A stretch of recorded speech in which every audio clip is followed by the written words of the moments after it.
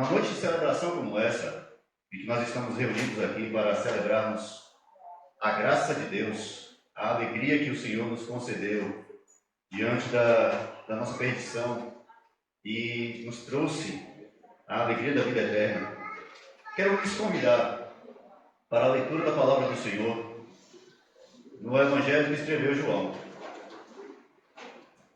E vamos ler apenas 2 versículos desse texto sagrado. Evangelho de João, capítulo 1, verso 1 e verso 14.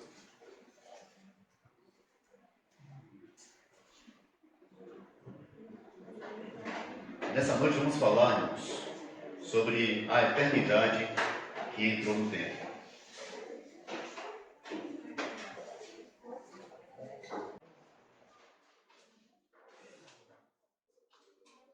Evangelho de João, capítulo 1, versos 1 e 14.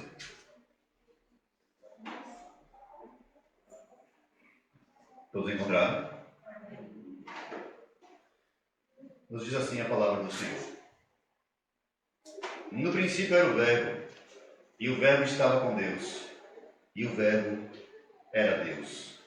Verso 14. E o Verbo se fez carne e habitou entre nós, cheio de graça e de verdade. Vimos a sua glória, glória como do unigênito do Pai. Oremos mais uma vez. Soberano, sublime e eterno Senhor, Deus Todo-Poderoso, que um dia, ó Pai, nos mostrou a grandiosidade desta graça na encarnação de nosso Senhor. Pai, nós queremos te louvar nesta noite, porque na eternidade tu planejou, Senhor, executou e aplicou esta obra perfeita em nós. Ó Deus, em nome de Jesus, que nesta noite, mais uma vez, o teu nome seja glorificado, meu Senhor. Que mais uma vez a tua palavra invada os nossos corações, no mais profundo de nossa alma. Senhor, não nos permita sair daqui sem ter ouvido a tua voz. Não nos permita, Senhor, sairmos daqui sem estarmos conscientes, absolutamente cônscios, meu Senhor, tanto da tua presença quanto da tua glória na tua palavra, nessa manifestação soberana que foi o nascimento de Jesus. Papai, nesta noite, apesar da minha incapacidade, da minha pequenez, meu Senhor, fala aos teus filhos, que eu não seja impedimento para a voz da tua voz aos teus servos, que os teus filhos te ouçam, Senhor, e que nós possamos ser edificados pela tua palavra, em nome de Jesus. Amém. Pode-se dar, irmãos.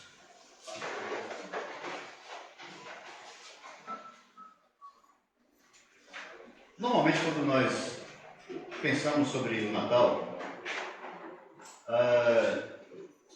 dois pensamentos, duas coisas vêm ao nosso entendimento. A primeira, lógico, é uma festa onde nós celebramos, nós cristãos nos lembramos que é a festa onde celebramos o nascimento de Jesus, onde nós lembramos do nascimento de Cristo, onde nós nos lembramos de toda a manifestação da graça de Deus. Mas a segunda coisa que se lembra demais, ou se pensa demais, é sobre o ambiente familiar, as reuniões para comer e beber, a necessidade de estarmos juntos. A festa de Natal, de uns anos para cá, infelizmente, foi perdendo ao longo do tempo a sua centralidade. O Natal não pode ser nenhuma outra coisa senão o nascimento de Cristo. A palavra Natal vem de natalício, vem de natalidade, vem de nascer. É o nascimento do Senhor. Nós comemoramos o nascimento do Senhor. Mas o Evangelho de João, diferente de todos os outros evangelhos, dos outros 3 evangelhos, não começa, como todos os demais, no anúncio do anjo a Maria que teria um filho, mesmo ela sendo virgem. Não começa no anúncio de João Batista, o precursor que viria antes do Senhor. Ele não começa na luta de Maria e José para percorrer toda a Galileia, fugindo do decreto que foi estabelecido por César Augusto, fugindo para o Egito com um menino, voltando do Egito e passando a viver em Cafarnaum, vivendo na Galileia. João não começa naquilo que nós entendemos como sendo o início da vida comum. Porque João, assim como o apóstolo Paulo, entende que aquele dia, numa estrebaria, numa manjedoura, quem estava deitado ali, aquele bebê deitado ali, não estava começando, não iria começar a aprender as coisas, não começaria como todos nós começamos. Não era o início de uma vida, não era o embrião de uma vida longa. Aquele que estava deitado naquela manjedoura, sob os cuidados de uma mãe, adolescente, pouco mais de pouco tempo de sair da adolescência, de um homem que foi testado na sua fé para ser o pai adotivo do Senhor, para ser o cuidador do Senhor. Não, aquele menino deitado ali não é como os outros meninos. Não é como uma criança comum. Naquele menino habita plenamente, corporalmente, toda a plenitude da eternidade. Há uma glória naquela criança. Mas esse talvez seja o ponto-chave da revelação, da encarnação de Cristo, do Mestre, do Deus que se fez carne e habitou entre nós. João começa assim. No princípio era o Verbo. Ele sabe que o Senhor estava lá, na criação.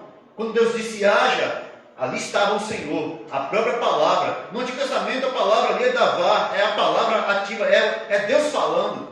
No Novo Testamento é o Logos, é o Verbo, mas ele é a palavra de Deus em ação, ele é a própria execução da vontade de Deus, ele é o Deus vivo no meio, agindo, operando poderosamente.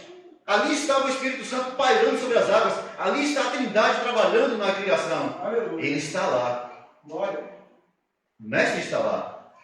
Aquela criança, na manjedoura, estava na criação. Aleluia. E esse talvez, irmão, seja o maior mistério, ou um dos maiores mistérios do Evangelho. Quando eu falo mistério, não é porque não é conhecido, não é compreendido, não é entendido. Mas, veja, domingo passado, nós lemos aqui, nós estudamos, nós ouvimos aqui, nós expomos aqui, Apocalipse capítulo 4 e 5, e a gente viu a glória de Cristo, a gente viu como Ele é esplendoroso, nós vimos como Ele é absolutamente poderoso, como todas as coisas estão nas suas mãos, como tudo é regido pela sua voz, mas Ele está deitado em uma manjedoura sob os cuidados de uma menina. Ele precisa ser amamentado, Ele necessita de cuidados. Que inversão é essa? Porque Israel esperava o rei, aquele que viria na linhagem de Davi, mas não é esse que está vindo, é esse menino, esse bebê. Eu fiz uma rápida pesquisa hoje, e é interessante, porque poucos biógrafos dão importância para o nascimento dos reis. Os reis, os grandes reis, pegue aí Eduardo I, você pega aí Henrique VII, Henrique VIII, você pega até a própria Rainha Elizabeth II, Elizabeth I, Rainha Vitória, os grandes nomes, até se você observar que, embora não seja propriamente dito um rei, mas um imperador, um homem de poder como Napoleão, não se dá tanta importância sobre o seu nascimento. Eles se tornam importantes ao longo de sua vida, mas o dia que eles nascem não é tão importante assim. Quando os reis, quando os herdeiros do trono nasciam, eles eram cercados de glória, eles eram cercados de cuidados, eles nasciam sob o cuidado de muitas pessoas. Todo o reino parava porque nasceria o herdeiro do rei, o futuro rei daquela nação. Mas o rei do universo não está no palácio.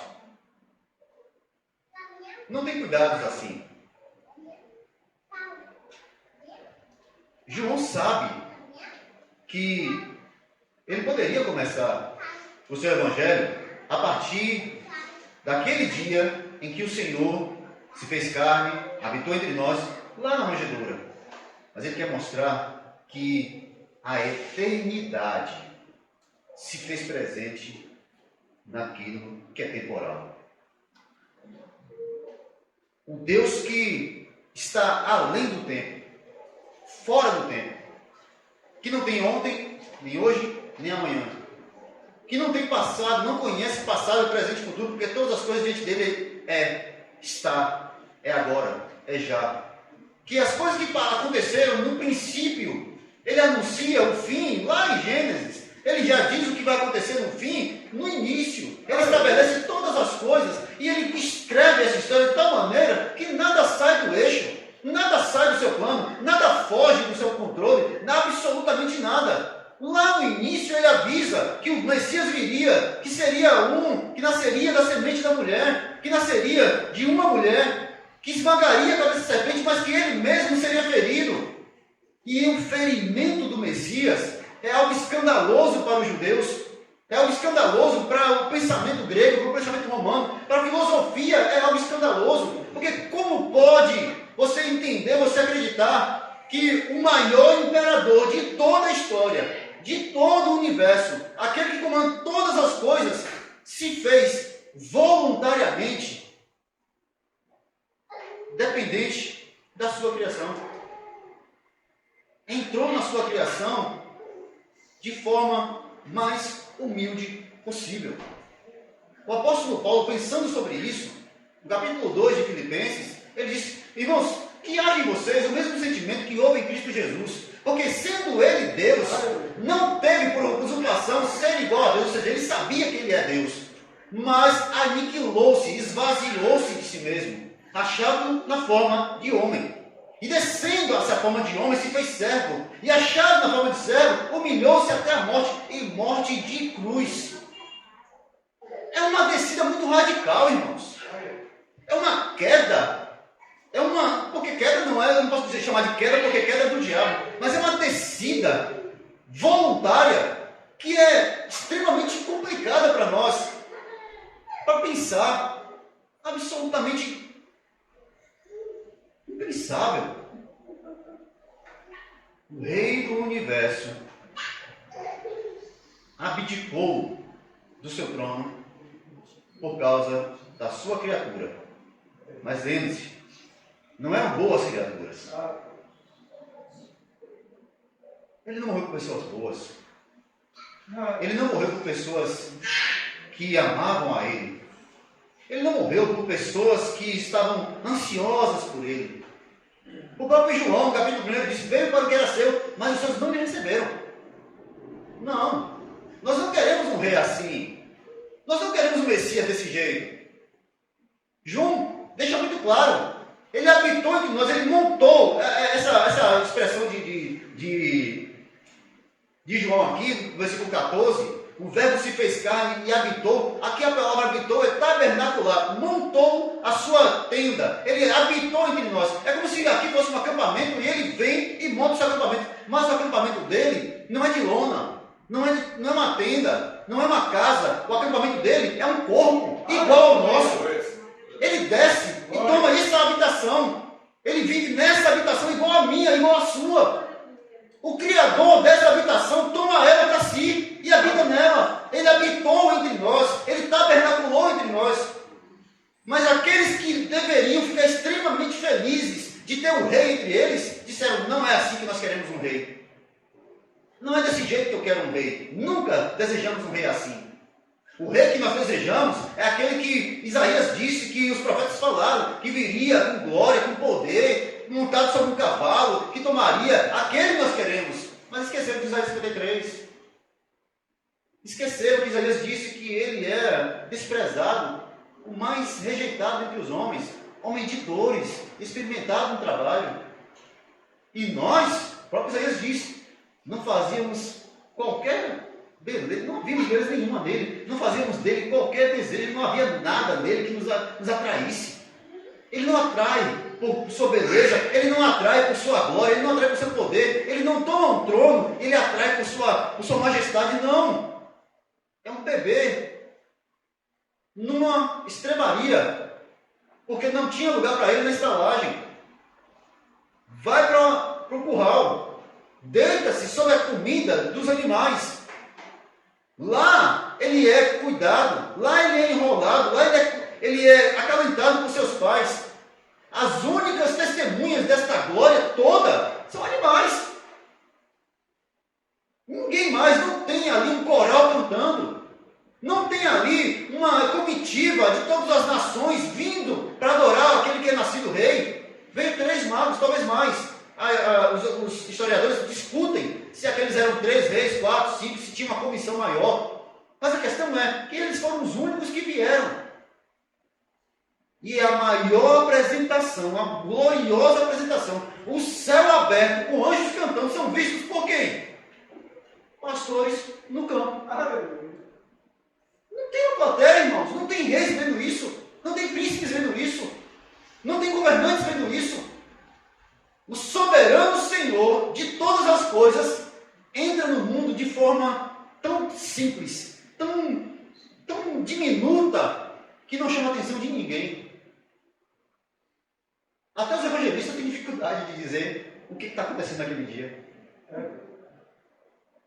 Porque, para o mundo, um homem com esta glória, um Deus, deveria se portar como alguém extremamente majestoso nas suas vestes. Se você observar os reis humanos, os reis terrenos, principalmente dos séculos XIV até o século XIX, quando para mais ali, quando diminui bastante as nações que têm domínio sobre os reis, você vai ver a opulência dos reinos. Como as cortes imperiais eram opulentas, tinha muito luxo, tinha muita riqueza. Se você for ao Vaticano, você vai ver como é a casa, entre aspas, de Deus. O ouro, a prata, pedras preciosas, ruas absolutamente ornamentadas. Os tecidos são púrpura, linho, seda caríssima. Tudo ali para dar aquela ambientação de que aquele lugar é o lugar de alguém extremamente poderoso. Pois é. Mas o mais poderoso de todos está no curral. E ele nasce porque ele quer assim. Ele vai para lá porque ele quer que seja assim. É da vontade de Deus que seja assim. Ele espera, ele planeja, ele vai dessa forma porque ele é o mais humilde dentre os homens. O mais humilhado dentre os homens. Mas João fala uma coisa aqui que deve ser mais chocante para nós ainda. O verbo, a palavra, a vida. Deus não tem vida, Deus não é um ser vivo. Deus é a própria vida. Tudo que vive, vive por causa dele. Tudo que existe, existe por causa dele. Tudo que não existe porque ele não quer que exista. Então todas as coisas dependem dele.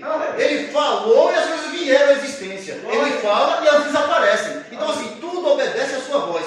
O próprio Cristo, no livro de Colossenses, também é dessa maneira. A sua voz sustenta a criação, de maneira que ele fala e ela obedece, e ela caminha na voz dele. Então, o Verbo se faz homem, nasce, toma o tabernáculo, habita entre nós, mas ele habita entre nós cheio de graça e de verdade.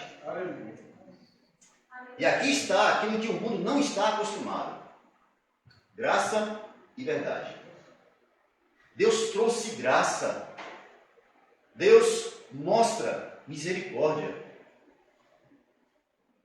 Qualquer ser humano, o mais bonzinho que seja, tem aquele dia que ele perde a paciência com alguém e deseja sinceramente que essa pessoa receba a recompensa.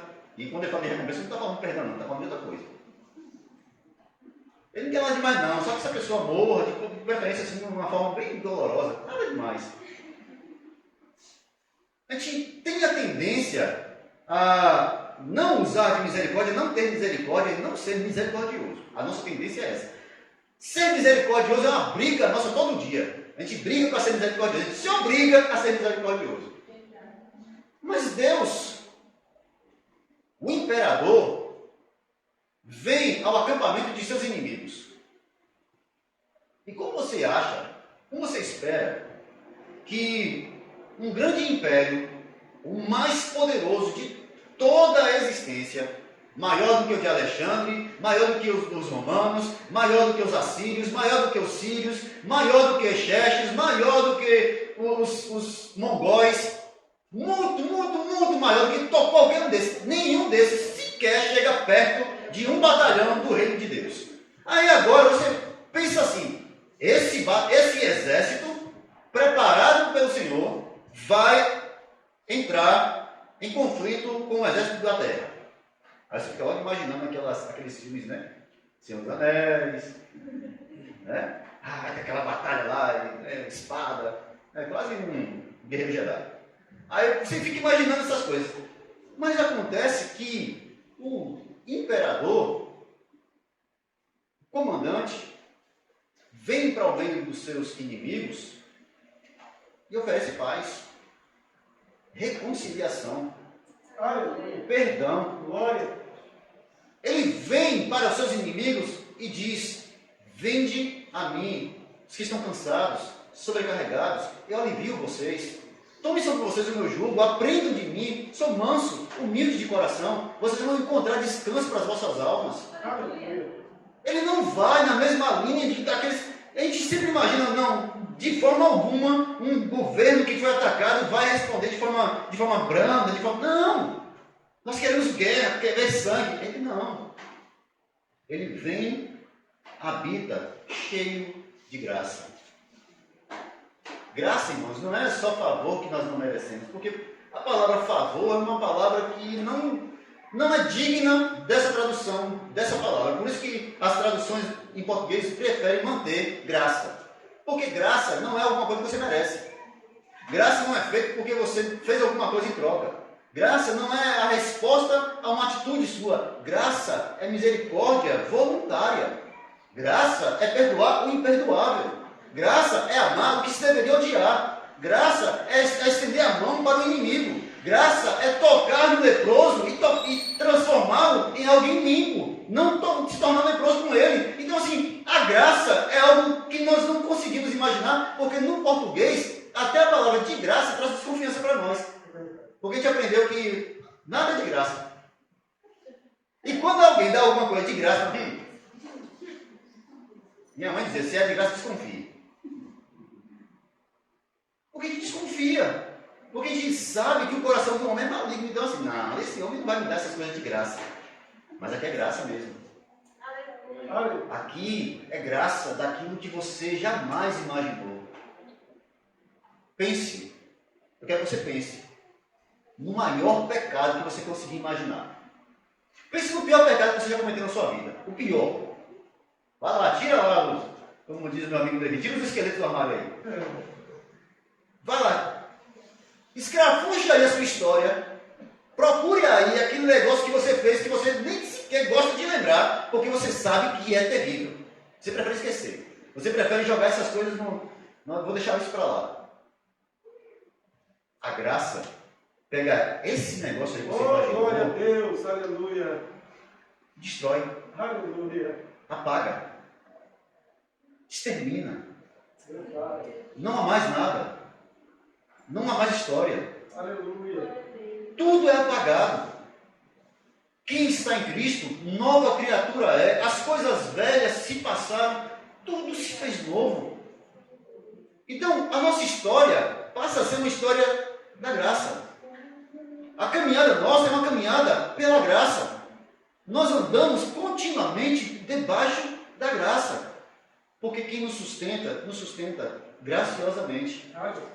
A segunda coisa que João diz a respeito dele, do verbo que se fez carne e habitou entre nós, é que ele veio cheio de graça e de verdade. Sim, irmãos, há verdade. No mundo onde não existe verdade, no mundo onde cada um diz, a minha verdade não é a sua, no mundo onde cada um diz, não há nada absoluto, e aí você pergunta a pessoa, mas você tem certeza absoluta disso? Eles têm, então não é absoluto. Não há absolutos, não há nada concreto, não há nada que seja, que não possa ser contraditado. Sim. Nada, todas as coisas são absolutamente passíveis de desconfiança. Cristo não. quando João diz aqui verdade, aletheia, não é uma verdade. Não é alguma coisa que poderia ser verdadeira. Não é apenas um objeto que você talvez diga assim, não, esse objeto é verdade. Não é aquela ideia, né, de Descartes que, não, olha, porque se eu toco nessas coisas, mas estou desconfiado que essas coisas não existem. Ele achava que estava em Matrix. Aí ele estava assim, né, meio pensando se ele estava ou não estava mesmo no mundo, se o mundo era de verdade mesmo ou não. Então ele achou um dia lá que, não, mas se eu estou pensando nisso é porque eu existo. Não, besta, é porque Matrix te botou para pensar também. Então assim, a confusão na mente humana é que não consegue achar uma resposta concreta para as coisas. Mas acontece que quando Jesus vem, ele não fala assim, olha, eu vou apontar para vocês um caminho. Não, ele diz, eu sou o caminho que vocês procuram. Eu sou a verdade, não uma verdade.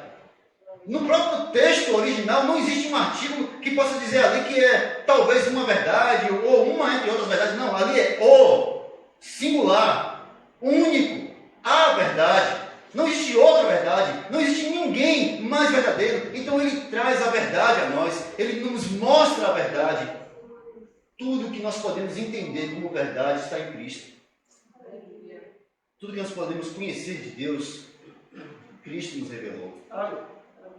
Graça, misericórdia, justiça. O Verbo se fez carne, habitou entre nós, cheio de graça e de verdade. E aí, agora vamos fazer aqui um contraste. A manjedoura com o bebê. Mas João diz que na manjedoura com o bebê, vimos a sua glória, a glória do unigênito do Pai. Nós vimos o Deus glorioso na manjedoura. Nós vimos o Deus glorioso tabernaculando, habitando num corpo de um bebê. Cheio de graça, cheio de verdade, cheio da glória, a glória do unigênito do Pai, o próprio Filho de Deus, lá, cuidado por Maria e José. Isso, irmãos, nos traz um entendimento de que o nosso entendimento de glória, o entendimento humano de glória, ele está diametralmente contrário àquilo que é a glória de Deus.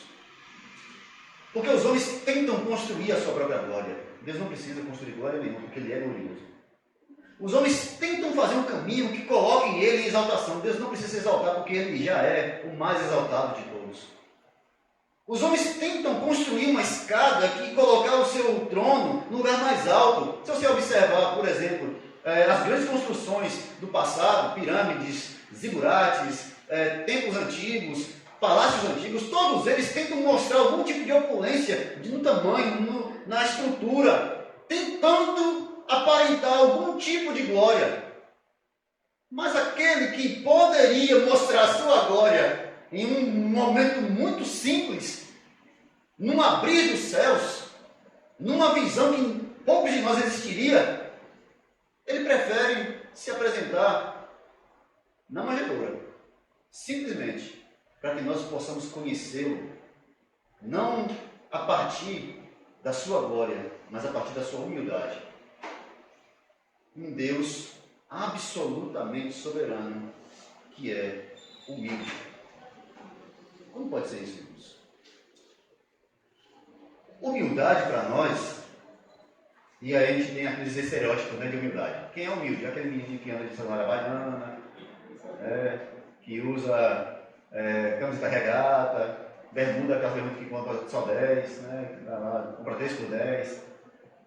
A gente acha que simplicidade, que humildade é a mesma coisa que você não ter algum tipo de... Esse pastor vai aqui, eu vou falar que eu chego para um pouco, não sei o quê. Aí deve ser uma pessoa muito soberba. A gente tende a olhar para a imagem e achar que as coisas elas demonstram a glória, a majestade ou a humildade a partir do que nós vemos. Acontece que o mais glorioso se mostra na imagem mais simples, de um bebê na manjedoura. Isso inverte a ordem completamente do mundo. Isso inverte completamente a estrutura do mundo. Eu queria citar para os irmãos aqui, eu não vou recitar porque eu não sou um poeta e não tenho esse dom. Mas eu quero citar para os irmãos aqui o trecho de um poema de Robert Sowell, escrito em 1551, aproximadamente, século XVI. E ele escreve um poema que o título desse poema é Novo Céu, Nova Guerra.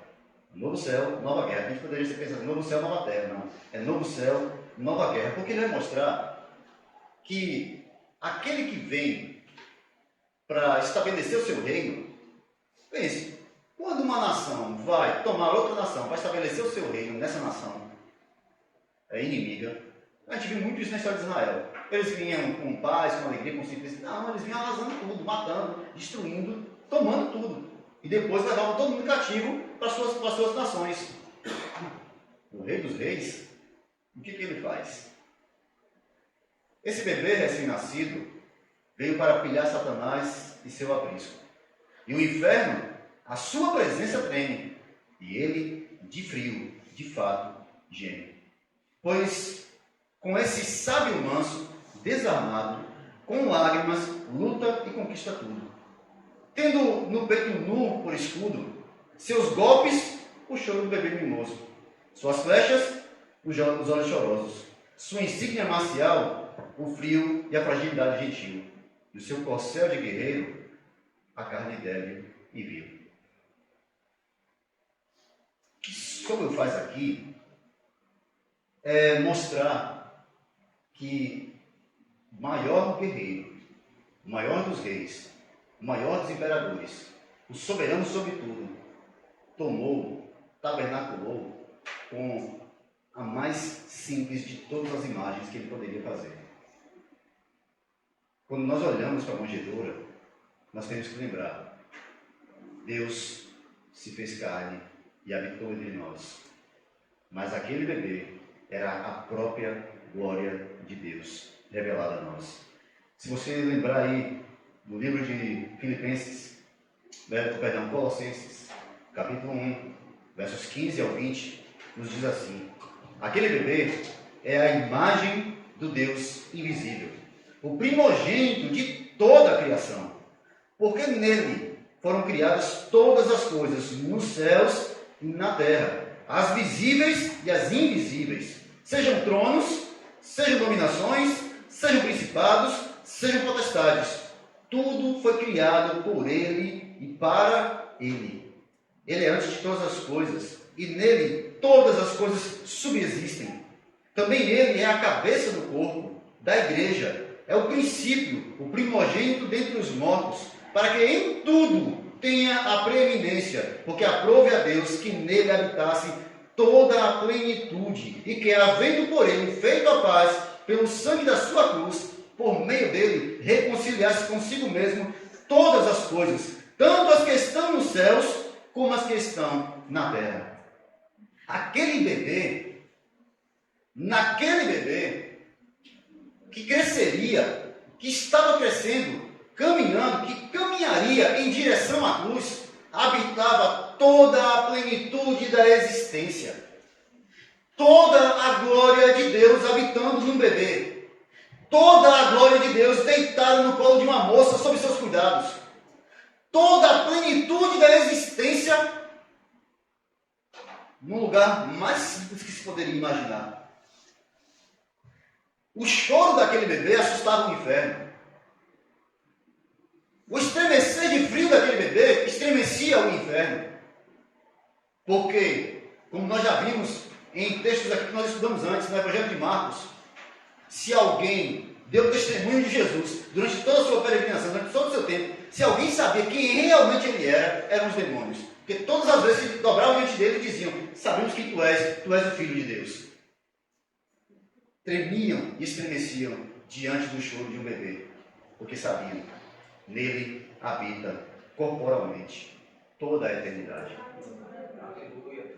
Meus amados irmãos, nessa noite, hoje não é a noite de Natal, nós estamos se antecipando, Mas na noite de Natal, quando você se assentar com sua família, quando você parar para pensar, na manhã de Natal, quando você acordar e ouvir lá aquele vizinho colocando Jingle Bell no ritmo de pagode, esquece, não. Quando você ouvir, lembrar que aquela é uma manhã de Natal, quando você abrir os seus olhos e lembrar que naquele dia, o mundo todo, o mundo cristão, no mundo, todas as nações se lembram de que aquele dia é o dia de Natal. Mesmo que eles tenham deturpado isso, mesmo que eles tenham vendido isso, mesmo que eles tenham comercializado isso, mesmo que eles substituam Jesus por um presenteador, mesmo que eles substituam o presente de Deus por alguém que dá presentes, mesmo que eles substituam a glória de Deus por fitinhas douradas, mesmo que eles façam tudo isso, mas você vai se lembrar, naquela manhã, nessa manhã, quando você acordar, você vai se lembrar que, não nesse dia exatamente, mas foi numa manhã como essa, talvez, num dia como esse, que Deus se fez carne e habitou entre nós. Isso vai te lembrar de duas coisas. O Senhor é misericordioso e veio resgatar suas ovelhas perdidas. A segunda coisa, o Senhor é majestoso, glorioso, excelso, sublime e soberano. E na sua soberania cabem justiça e graça perfeitamente. E na sua soberania cabem juízo e justiça perfeitamente, mas recheado de misericórdia, pronto para o perdão. Na manhã de Natal, se lembre, não é manhã, não é dia apenas de comer panetone, de comer chester, de tomar aquele refrigerante que você não toma o ano todo. Na manhã, no dia de Natal, quando você se assentar à noite, talvez, se a sua família tem esse costume de se assentar para celebrar a noite de Natal, a ceia de Natal, se você fizer isso, não é que você não faça, mas com sua família reunida ali, se lembre que o Senhor Jesus, o próprio Deus também, na criação, criou a família e Ele mesmo se fez um no meio de uma família. Deus habitou em família, irmãos. Deus nos fez em família. Deus nos coloca em família, para que a família glorifique a Ele. No dia de Natal, glorifique a Deus também com sua família. Que o Senhor nos abençoe. Que o Senhor nos dê graça. Que o Senhor nos conduza em misericórdia. Que a lembrança do menino Jesus seja sempre uma lembrança de que o menino é rei. Nunca se esqueça, o menino é rei. Ele não está na manjedoura, ele está no mais alto dos tronos. Ele não ficou no estábulo, ele subiu e foi recebido nos céus com a maior glória que o mundo jamais viu. Somente João viu. Um dia veremos. Glória. Mas enquanto nós não vemos, se lembre que mesmo naquela glória onde ele está, ele continua sendo o mesmo Senhor, misericordioso, justo, bom, compassivo, que se lembra de nós, que sabe que somos pó e estende a sua graça sobre nós, para nos resgatar de nossos erros, dos nossos pecados, das nossas falhas, das nossas misérias. Que a graça de Deus, irmãos, esteja inundando o coração de vocês. Sejam gratos, porque Deus graciosamente nos salvou em Cristo Jesus. Que a encarnação do Senhor seja uma lembrança permanente em nossos corações. Amém.